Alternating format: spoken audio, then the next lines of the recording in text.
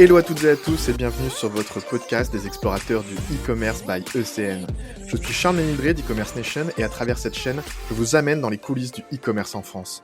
Vous découvrirez des retours d'expérience exclusifs avec les meilleurs conseils de e-commerçants, solutions ou autres acteurs de l'écosystème, mais aussi des histoires inspirantes et des personnalités hautes en couleur.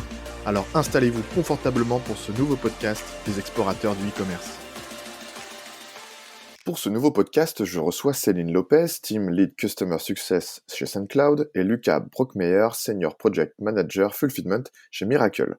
Ensemble, nous parlons marketplace, logistique, mais aussi et surtout de stratégie multitransport, notion cruciale pour les e-commerçants d'aujourd'hui pour répondre aux demandes toujours plus pointues des consommateurs. Bonjour Céline, bonjour Lucas, merci d'être en ma compagnie pour ce nouveau podcast des explorateurs du e-commerce. Alors pour commencer, et en guise d'introduction, est-ce que vous pouvez vous présenter à tour de rôle et nous parler un petit peu de votre parcours? Voilà, je te laisse la main, Céline, pour commencer. Avec plaisir. Merci Charles. Bonjour à tous les deux. Ravie d'être ici aujourd'hui. Je m'appelle Céline, je suis Team Lead Customer Success chez SendCloud. Qu'est-ce que c'est?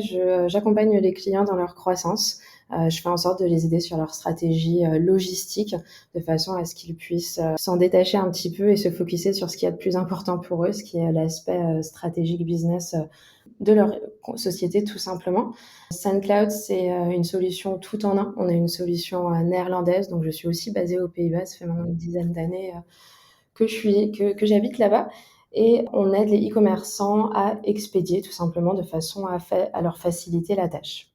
Très bien, Lucas, je te laisse la main à ton tour. Bonjour Charles, bonjour Céline, ravi d'être avec vous aujourd'hui. Et du coup, moi c'est Lucas, je travaille depuis 1 an et demi chez Miracle en tant que Senior Project Manager autour des partnerships sur la logistique chez Miracle. Et donc c'est dans ce contexte que je travaille directement avec SendCloud qui est un de nos partenaires privilégiés.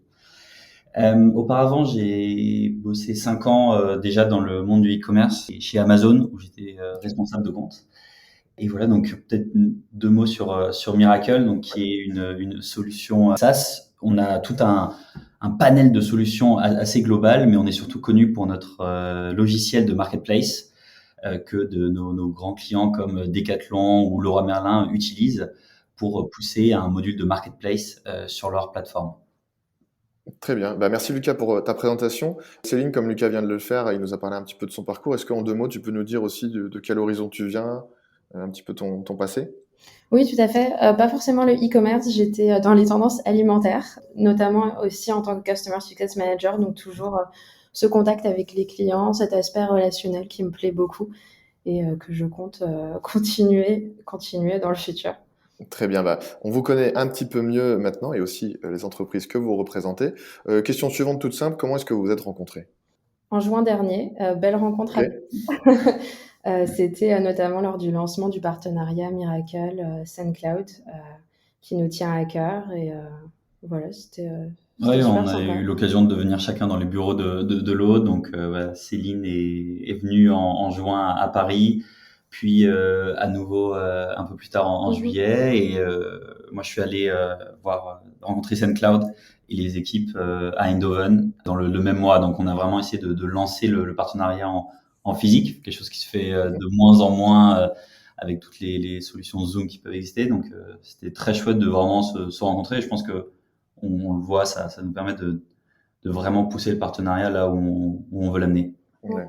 Une rencontre récente, mais vous l'avez déjà autour d'un podcast ensemble. Donc, Exactement. ça, c'est sympa.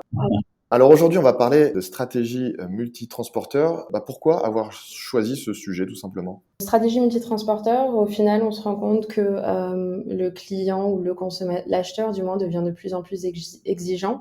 Et on se rend compte que la livraison est un des leviers pour le e-commerçant de façon à ce qu'il puisse faire en sorte de vendre plus, on va dire, ou qu'il y ait un taux de conversion de plus en plus élevé. Et on se rend compte que c'est un sujet qu'on aborde tous les deux dans notre travail de tous les jours avec Lucas, notamment sur ta partie fulfillment. Et on s'est dit que c'était pas mal d'en parler ensemble. Très bien, Lucas, tu as quelque chose à ajouter? Non, voilà. Et donc nous, le choix de la stratégie multitransporteur, elle se fait via nos partenaires. Donc on n'est pas on discute avec les transporteurs, mais on travaille pas directement avec eux. Et l'idée, c'est de justement passer par des acteurs du e-commerce comme SendCloud pour proposer cette stratégie multipartenaire pour nos vendeurs qui vendent sur nos marketplaces et ainsi en fait permettre à nos clients de ceux-ci et aux clients de nos marketplaces de multiplier leur choix de livraison. Très bien. Est-ce que peut-être avant d'entrer dans le vif du sujet, vous pouvez nous présenter quelques chiffres forts, je dirais pour planter le décor? Oui, bien sûr. Je peux commencer. Donc, nous, ce qu'on a vu donc en 2022, c'est que le nombre d'entreprises qui ont commencé à vendre sur les marketplaces a augmenté de 31% par rapport à 2020. Donc, on voit vraiment que ce domaine du e-commerce et de la marketplace reste hyper attrayante pour ces entreprises. On a donc sur notre plateforme Miracle Connect, qui est une plateforme qui réunit des vendeurs et des marketplaces qui peuvent interagir entre eux.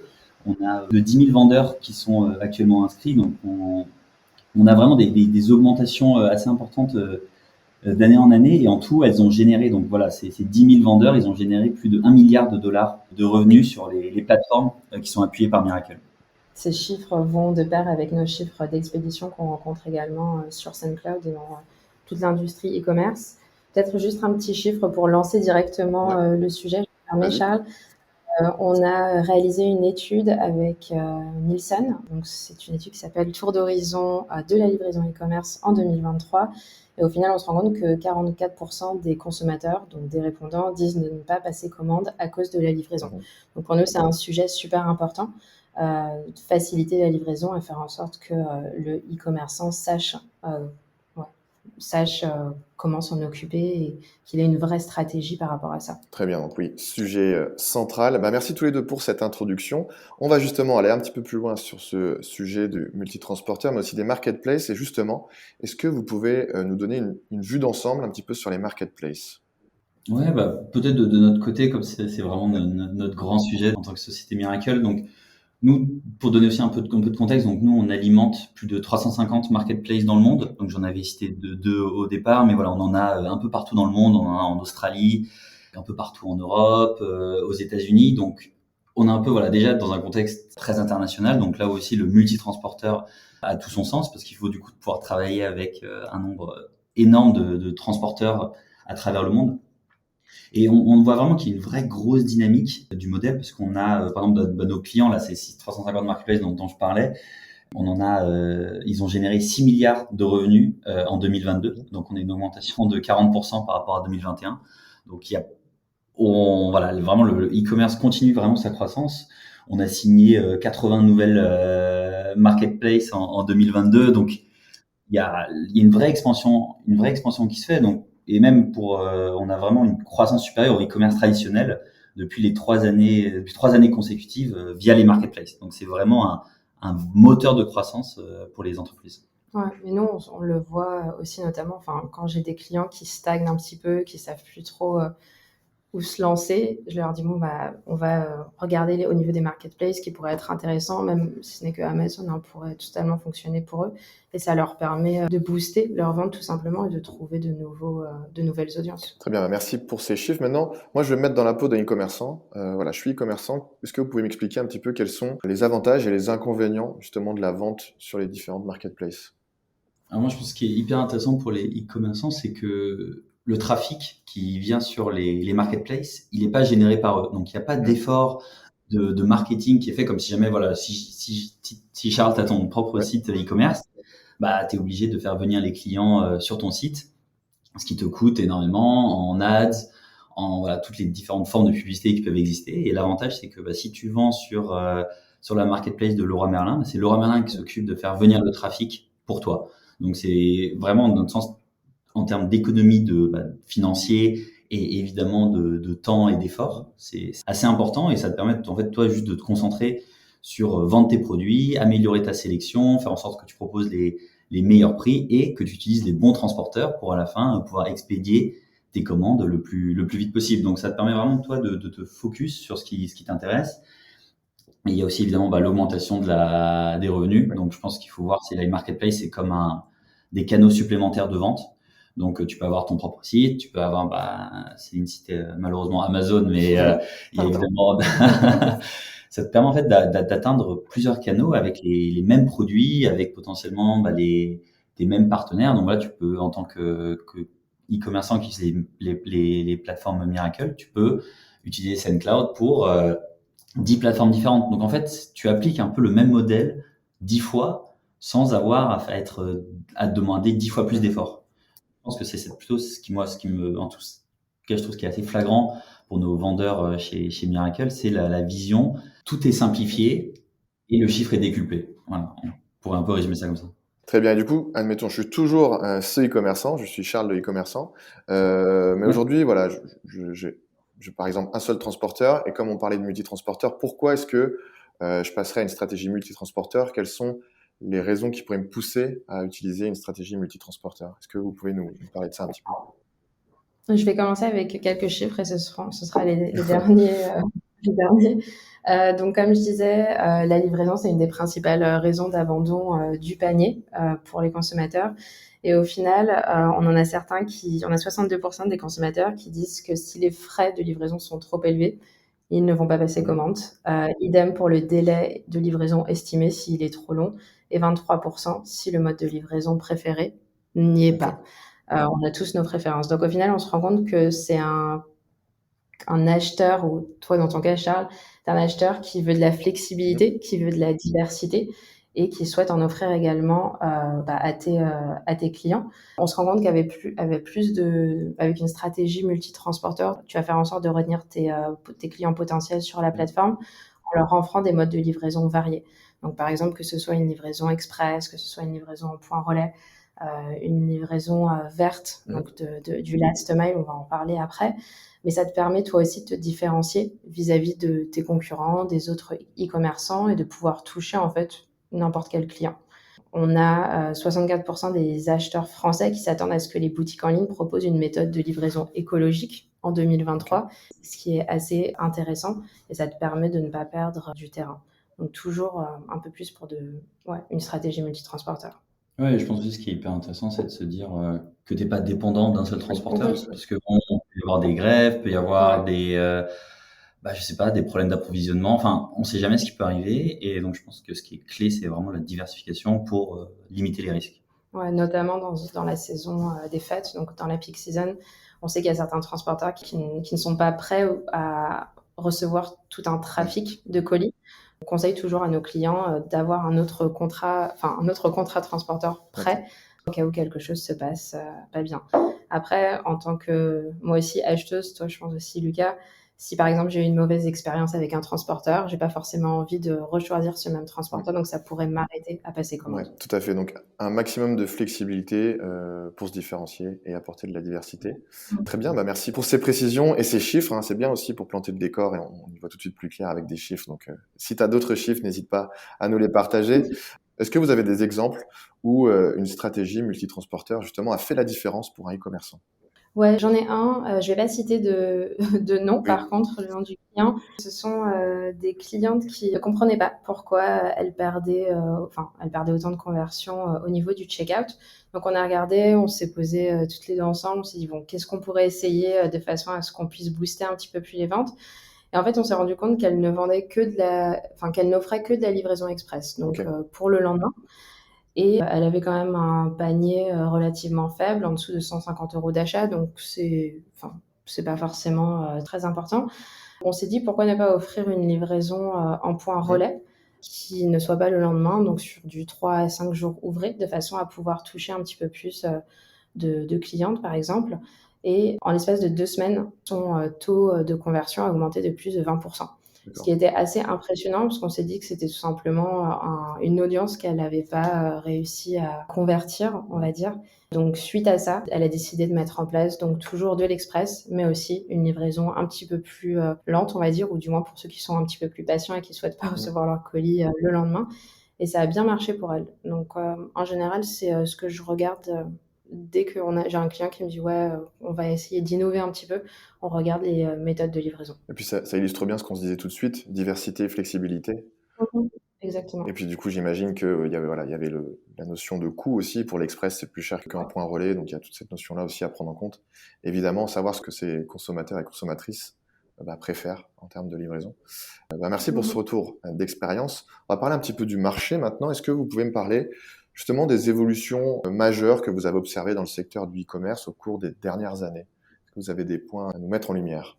Je pense que le plus gros, on va dire, était l'impact de la pandémie de 2020. Donc, nous, ce qu'on a vu de notre côté, c'est vraiment un bouleversement au niveau des comportements d'achat.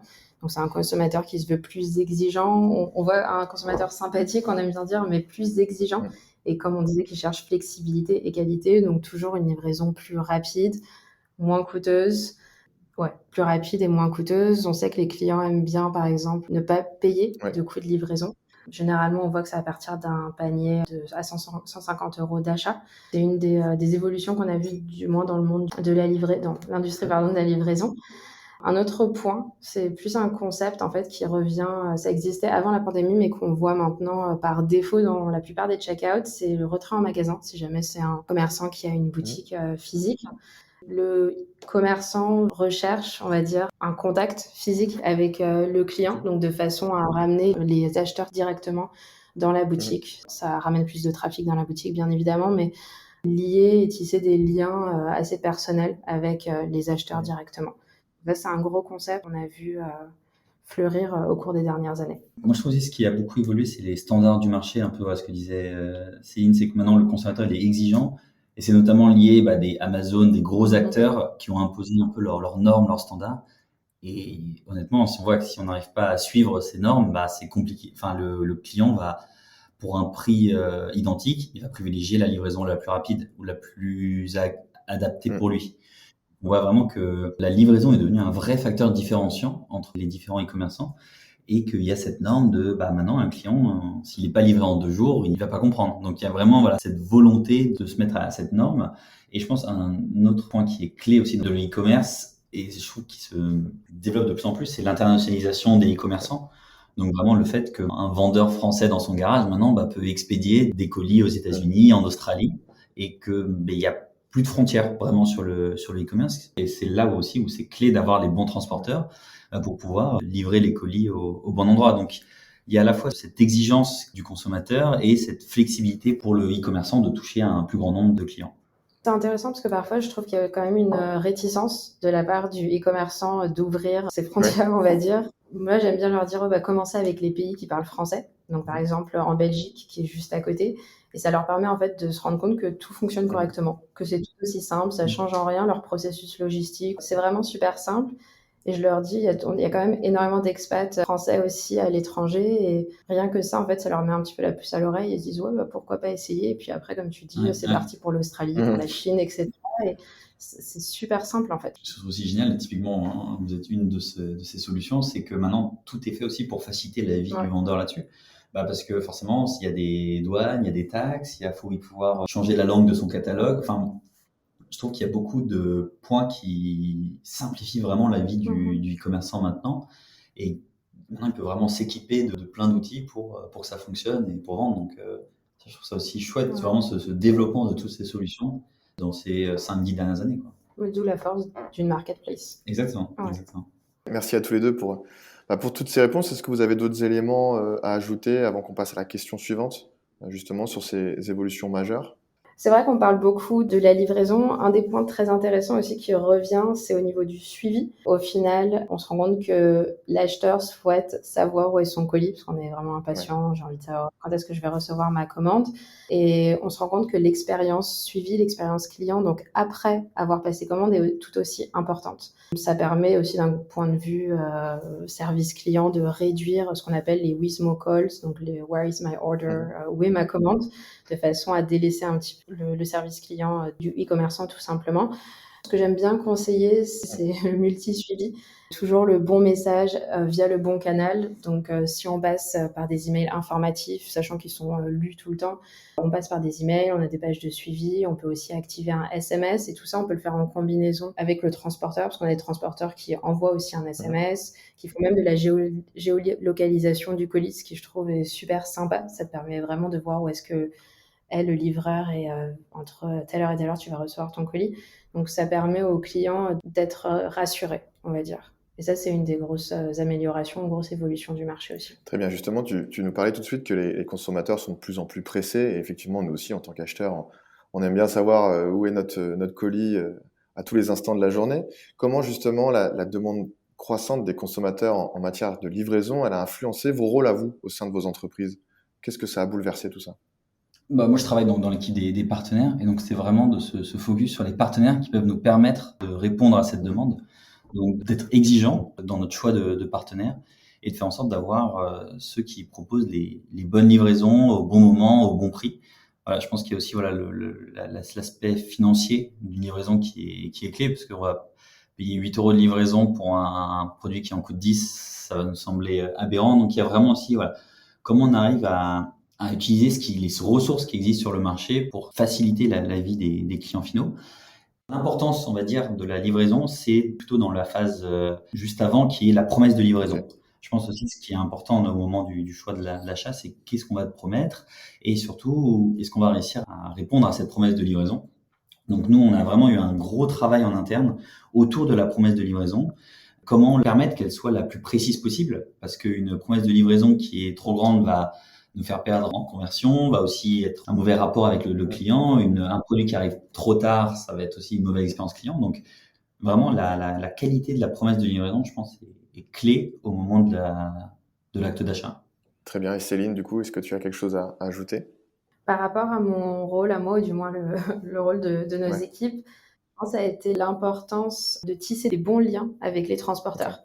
C'est quelque chose qu'on n'avait pas forcément fait avant et maintenant on essaie vraiment de travailler main dans la main avec le transporteur, que ce soit sur un échange d'informations, un échange de customer profile, de lead, enfin quoi que ce soit, mais c'est vraiment être un bon partenaire pour eux et vice-versa, de façon à ce qu'on puisse vraiment aider nos clients et les conseiller de manière juste. Donc on parle de plus en plus avec des transporteurs en Ok, soi. très bien. Bah, merci pour votre réponse. On parle d'un marché en constante évolution, hein. On en discutait tout de suite là-dessus. Moi, je suis un e-commerçant. Voilà, est-ce que vous pouvez me parler un petit peu des défis auxquels je vais être confronté si je cherche à maintenir une stratégie de livraison efficace, comme tout va vite, tout bouge vite, les attentes, le marché, la livraison aussi, tout ce secteur-là. À quoi je dois m'attendre maintenant? En ce moment, je pense qu'on est sur une grosse question d'indexation. Les coûts augmentent toujours plus et tout le temps. Même les acheteurs, hein, ils s'attendent à ce que le coût de livraison Mm. augmente à chaque fois qu'ils se connectent enfin, qu'ils souhaitent passer commande. C'est un gros enjeu, parce qu'au final, toi, Charles, par exemple, en tant que Oui. e-commerçant, tu veux toujours augmenter tes marges et tu veux faire en sorte de payer toujours moins au niveau du transport et c'est de plus en plus difficile. Parce que tout le monde le fait, il y a toujours des taxes en plus, des surcharges en plus, que ce soit la surcharge carburant, la surcharge au Mm. niveau du Mm. poids. Enfin, ça n'en finit jamais et c'est un gros défi auquel sont confrontés les e-commerçants aujourd'hui. On n'a pas encore trouvé réponse à la Mm. question. Après, en tant que e-commerçant, tu peux toujours augmenter ton coût de Ouais. livraison. Enfin, celui dont tu veux que tes clients payent. Tu peux aussi augmenter de 50 centimes chaque article. C'est à toi Mm. de voir. Il y a plusieurs stratégies, mais c'est assez difficile. Il y a un autre défi, je dirais, donc comme on parlait de s'ouvrir à l'international, au final, on va dire moi, en tant qu'acheteuse basée aux Pays-Bas, j'ai quand même envie qu'un transporteur néerlandais récupère mon colis à la frontière française, parce que je sais comment ça marche, je sais quels sont les délais de livraison. C'est toujours aussi plus rassurant donc de travailler, on va dire, avec des transporteurs postaux. Donc ça, c'est un défi. Maintenant, il y a énormément de relations qui ont été mises en place entre les différents transporteurs. Colissimo va travailler avec PostNL aux Mm. Pays-Bas, par exemple. Donc on sait en fait ce qui va se passer. Mais dans certains pays qui émergent, on va dire, c'est toujours un peu flou. Et ça, c'est un autre défi où on essaye, nous, de travailler main dans la main avec le transporteur de façon à avoir autant d'informations possible pour en parler avec nos clients directement. Très bien. Et pour finir sur cette question du marché, quelles sont un petit peu les perspectives futures justement pour ce secteur du e-commerce et de la logistique en lien avec les marketplaces? Comment est-ce que vous voyez les choses? Je pense qu'il y aura toujours plus de convergence et de Mhm. croissance. Nous, on a interrogé nos vendeurs qui vendent sur nos marketplaces. On voit qu'il y a plus de 2 tiers d'entre eux qui veulent intensifier leurs activités sur ces marketplaces. Donc, je pense qu'ils ont vraiment compris que c'était un vrai levier. Et je pense aussi c'est parce qu'on leur donne les bons outils pour fonctionner. Donc, nous, on a tout ce volet de partenaires qui les soutient. Mais on a aussi l'outil dont je parlais tout à l'heure qui s'appelle Miracle Connect, qui permet en fait aux vendeurs de centraliser toute la gestion de leur marketplace Miracle à un seul endroit. Donc l'idée, c'est vraiment de se simplifier la vie et c'est pour ça aussi que Miracle, on développe des solutions appuyées sur l'IA D'accord. pour voilà, vraiment tout simplifier, la gestion des vendeurs et de leur catalogue. Donc on essaye de faciliter leur onboarding. Donc essayer voilà, là on a réussi à réduire à 23 jours en moyenne entre l'inscription et la première vente. Parce que je pense que voilà, le e-commerçant aussi, il veut que ça aille vite parce qu'il veut tout de suite voir les fruits de son travail. Et donc voilà, on essaye d'avoir un paiement qui est facilité, pousser le contrôle de la qualité.